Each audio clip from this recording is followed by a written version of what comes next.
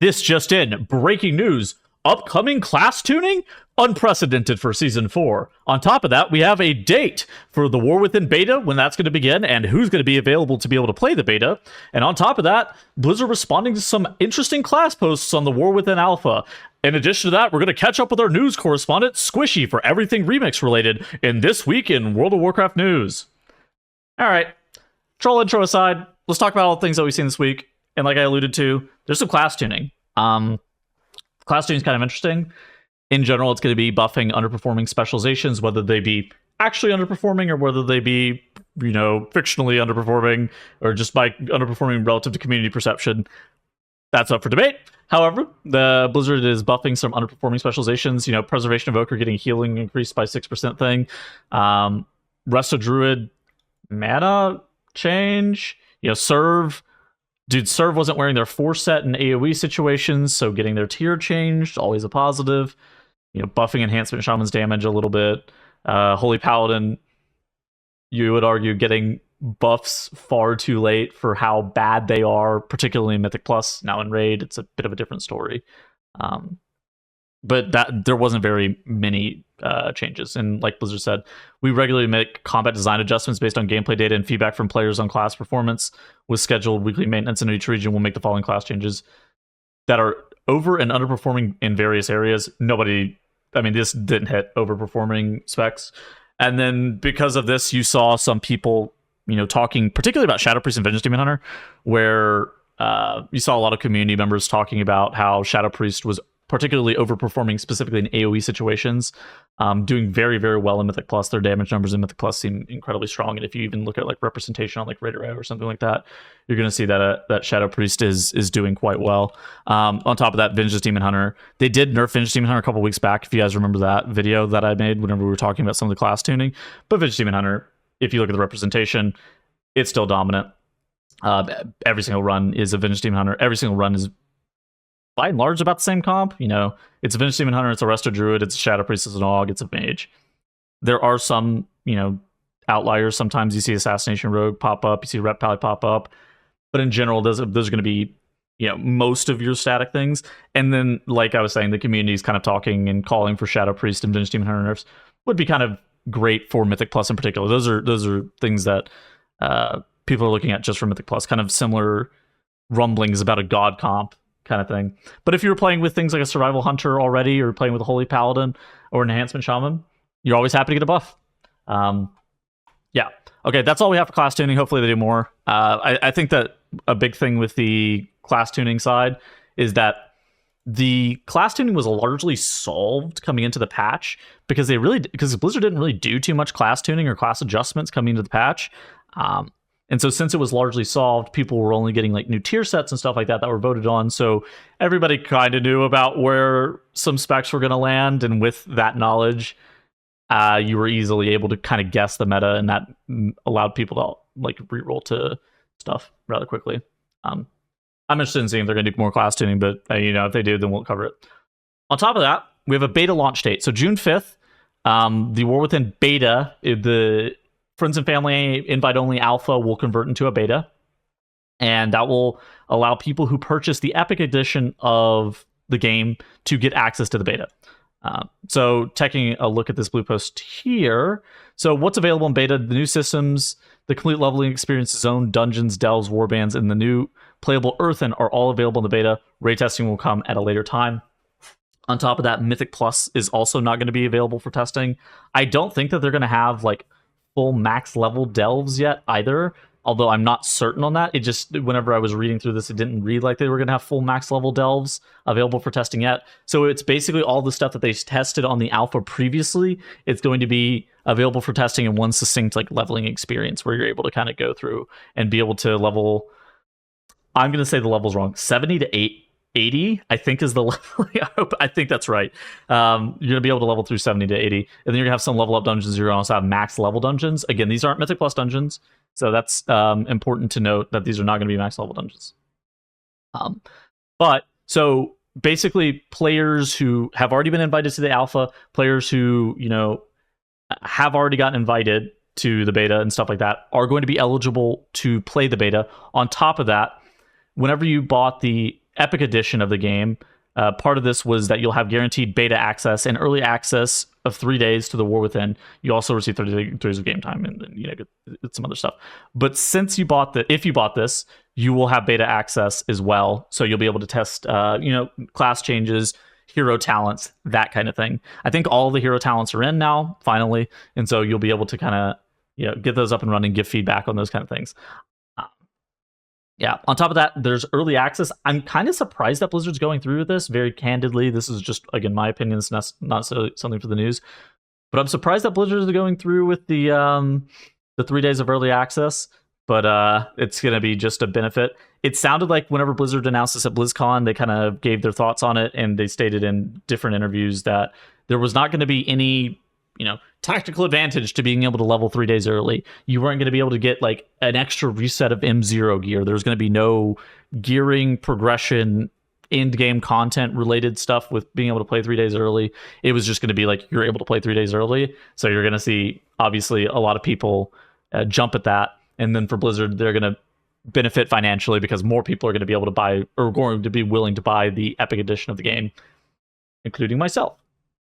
On top of that, there's been some class feedback posts. I think Death Knight got very large changes this week. Blood DK got a bunch of really, really cool stuff. So I would go ahead and take a look at all the class changes that we had. I'm going to link those down in the description.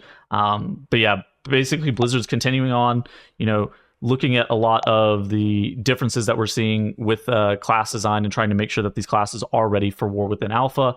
We've also had some other things data mined on the alpha as well, including the Keystone Master mount, which is this mecha suit. It's like I think it's a Felsteel Annihilator recolor type mount. And so if you want that, you can definitely get that if you get Keystone Master in Season 1 of War Within Alpha. The other kind of interesting thing that happened on the War Within Alpha is that there are 4 new placeholder affixes that have been added. There's not a ton that's known about them. They don't have like the description or anything about like the names or anything that have to do with the affixes. 2 of them have icons attached to them. One of the icon is the same as like Spell Reflect. The other one is like the former icon for like Velen's Future Sight. Could be, Insight, an all-seeing eye. Could be kind of anything. People have been kind of hoping and asking for affix changes for a bit. Could this be the beginning of some changes to affixes? We don't really know. It doesn't seem like Blizzard is going to be doing anything large with affixes, kind of from what we've seen with some of the interviews. But at the same point, they are always at their own discretion to walk that back or kind of change it up if they see like a good decision or like a good path that they could take for affixes. Personally, I kind of hope for some changes to affixes. These new affixes could be removed and we could go back to a 12 affix rotation. That's also possible from the 10 that we've been down to now. But 4 new affixes would be a lot. They could be looking to sunset some potentially problematic affixes that people don't like, such as, like bolstering and sanguine and stuff like that. But we'll see. I think that we'll have more news in the next upcoming weeks in regards to what these 4 placeholder affixes are and what they do, and kind of like what the landscape of the affix system is going to be looking like. So stay tuned for that. Now, big news for this week. Let's talk a lot about Remix. Remix has been a bit tumultuous. There's been a lot of stuff that's been going on. A lot of players have been making a lot of comments in regards to how Blizzard has been changing Remix, and the QA has been questioned a lot at Remix. And so I got a chance to talk to our Remix and news correspondent here at Wowhead, Squishei, to kind of talk about Remix. He's probably the person that I know who's played Remix the most and can kind of give a lot of his own personal views as to what Blizzard's been doing with Remix, what the future of Remix looks like, and continuing to how to progress Remix. Again, Remix still lasts for about like 85 days or something like that at time of recording. So if you want to continue to get your cosmetics and consumables and gear up your characters and level a character for next expansion, you still have a lot of time. So don't feel like you're in a rush, but let's take a listen in at what I had to say with Squishei. All right, now I'll come to you live from Pandaria with my news correspondent Squishei, here to talk about all things Remix, as he is probably the person that I know who's played Remix the most. Squishei, have you been enjoying the game mode? I've been enjoying it quite a lot. I like getting stronger, but I know that this mode has been quite the controversial topic in the WoW community over the last week or so. Yes, so I was a bit busy last week, so we didn't do a news show, but we've got a lot of Remix stuff to talk about over the past, 14 days. So first and foremost, this post 14 days ago made by you, talk about frog farming is back in MOP Remix. Threads, bronze, and reputation. And then in parentheses it says now nerfed. This has been a really big topic of conversation over the past couple of weeks. Can you lay out exactly what this was? So, frog farming is an activity from all the way back in original Mists of Pandaria, where these mobs would spawn very quickly and don't have a lot of health and dropped a lot of good loot. And so, back in the day, they you farmed them for lesser charms of good fortune, Hmm. and you still farm them on live servers to get bonus rolls when you wanted to, get bonus rolls for your transmogs and old raids and stuff like that.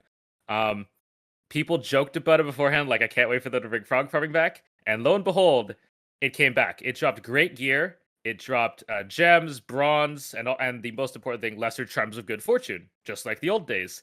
And you could turn those in for and gain power at a very, very, very high rate. Yeah, so basically, Blizzard, this seems like it was maybe a bit of an oversight from Blizzard's perspective. And then over the next couple of days, I would describe there as a war on frog farming and hyperspawns. There was a bunch of other hyperspawns that were found, including some things that were even classified as exploits with like gate farming and bypassing instance cap and stuff like that. There was also other, spawns and farms that people were doing, such as in Mogashan Vaults and Heart of Fear. There was also some cranes that were in the Timeless Isles, right? That were also nerfed. And then that led up to the point where Blizzard now, and I quote, extreme frog farmers will have their cloak nerfed. Non-frog farmers will get 40,000 bonus bronze, and this is kind of true, right? There's some things that aren't exactly true with this, though. Yeah. Yeah, so their definition of extreme frog farming seems to be very, very loose. Just for community sentiment, it seemed to let people who kind of spent maybe 30 minutes to an hour or more there were deemed an extreme frog farmer, and weren't eligible for the 40k bronze and got their cloak rolled back. Um, so part of this was they didn't roll back all the extra bronze and gear that you spent on your gear or on transmogs or rewards. They only Okay. rolled back the cloak. And for reference, I have gone past where my cloak was before like this hotfix went in. So this hotfix is very controversial because a lot of people got hit that didn't think they were going to get hit, and the people who knew they were going to get hit because they spent hours doing it just still walked away and were able to solo mythic, heroic or mythic raids. So Yes. this did address the problem, in other words. Yeah, and it's also one of those things that like once this started to happen, it was kind of like the veil has been pierced, the cat's out of the bag. Like it's really hard to go back once some of these players were having such a steep power gain. But then the fix, it actually didn't fix the problem. I think the fact that players are, soloing heroic and mythic bosses is, I would describe it as a bit of a joke. But now they're even after they nerfed the frog farming and they rolled back all those players, there are still other, large farms that were present for players, right? There was some like rare farm in the Timeless Isle that was a thing. There's other farms that are being, discovered daily, right? Yeah, the most efficient farms were still being nerfed by Blizzard, though. Anything with hyper spawning or farming a Huh. certain spot over and over again, they were gone. They were once they were found out by the majority of the community, they were nerfed into oblivion. And I think that's kind of the issue that the community has is anything that players tried to do to catch up to the frog farmers was deleted by Blizzard, kind of just being like, okay, so how do we catch up then ever? And then they didn't nerf the frog farmers back into a reasonable amount. Yeah, so I mean, since they're not nerfed into a reasonable amount now, basically, if you played, the first week or whatever, and played, you'd have to play a considerable amount to like completely level your character and then go and farm these frogs. But you're permanently ahead. I saw screenshots on somebody like soloing. I think it was like Mythic Siege of Orgrimmar or something like ridiculous on Twitter the other day, which is Yeah. crazy. Um, there's also been, meta gyms, tinkers, and stuff like that. That's all just a general part of MOP Remix. And there's been some of, Ward of Salvation, I think is the one that people are looking at like, wow, this is a certainly one of the meta gyms of all time, right? Why is this Yeah. thing so overpowered? Just due to exponential scaling. Everybody Okay. would put up a shield, and every shield you heal the target, and that healing would increase all the shields, which would then explode for damage. It's just probably an oversight of Blizzard that it would work this way, Yeah. um, which is why it got nerfed. But it was immediately replaced by another cheese. So I Yeah. don't know that they thought this fully through on the balance side, but the weird part is this this mode was marketed as overpowered, probably, or something like that. Yes. And it feels like anything that players are doing to try to get overpowered, they're slapping him into the ground. Yeah, so I guess a big part of the criticism that I've seen from like our mutual friends and like community sentiment is just like the way that players are trying to play this is very different than what Blizzard is trying to have you do in this. It seems like this is, at least from Blizzard's perspective, trying to be a bit more reined in, where the players are trying to have like this unlimited power experience where they have, they're trying to put the infinite in the cloak of infinite potential kind of type beat.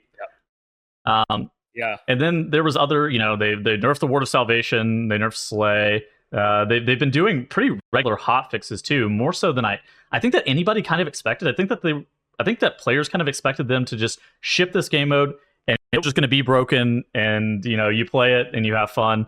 But now it seems like they've been kind of hot fixing a bunch. Have you been okay with the hot fixes they've been presenting, or do you think that they maybe should have just kind of left it? Frog farming was a little too strong. I think Okay. everybody can probably agree to it was probably a little too strong. The remaining hotfixes that are nerfing the other farms, that are nerfing kind of the like, I don't think Slay needed to get nerfed at all. The like, some of these are just really weird. It just feels like they're trying to balance a game that A shouldn't be balanceable and B can't be balanced just due to the infinite scaling. Well, I So mean, it's why not are we doing it? balanced. Why Yeah. why are we doing this? Like, you have no tuning target. The cape is essentially infinite. Why are you trying to balance against something that is unbalanceable? Yeah. I mean, how have the raids felt? I guess just in general. What have you been thinking about, like the raids and the raid scaling and stuff like that? Because we saw some bugs. Like the last time I recorded this video, I think I was talking about it how player level was doing weird stuff to scaling, but now it seems like a lot of that's been reined in, a lot of that's been fixed, but they've still had to like hit boss scaling and raids more. Yeah, so on PTR, people hit 70, barely upgraded their gear, and basically were able to clear Mythic Siege of Orgrimmar. Okay. That changed on live, and if you went in at the same power level, you would get one shot by every mechanic. Okay.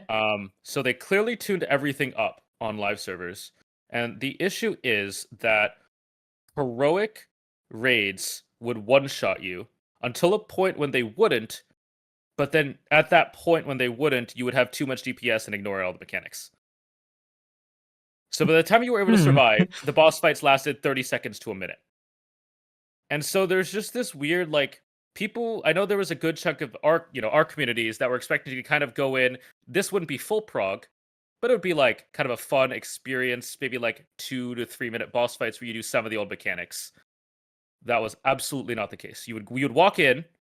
If the fight were to take 3 minutes, you wouldn't live past 30 seconds.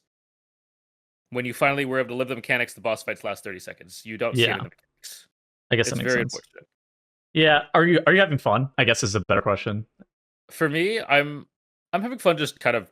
I'm one of the ones who has been farming a lot, so I have that power fantasy that I think a lot of people were trying to achieve of Okay. just going in, being unable to die, doing millions of DPS. And yes, that is fun. Okay. But I also feel bad when I join a random LFR or raid and I'm the one soloing everything and everyone's just following behind in my wake.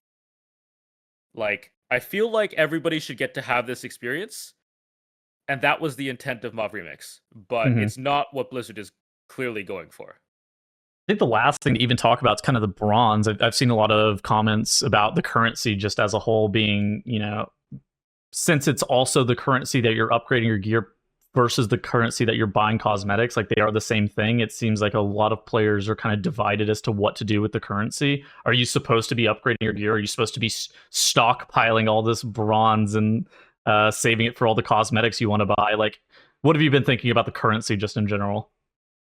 I personally don't mind it. I earlier on I thought I don't like having to make that choice, Yeah.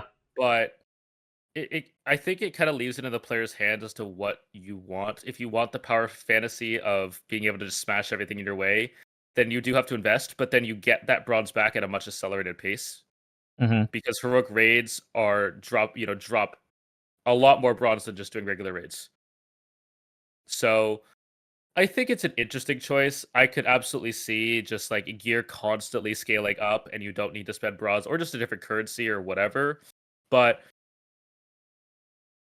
with the 40k, it allows players to level new alts if they just want to get more bronze. It is a very effective way to do it. It may not be the fastest, but it's definitely very effective. If you just want the rewards, don't bother upgrading your gear.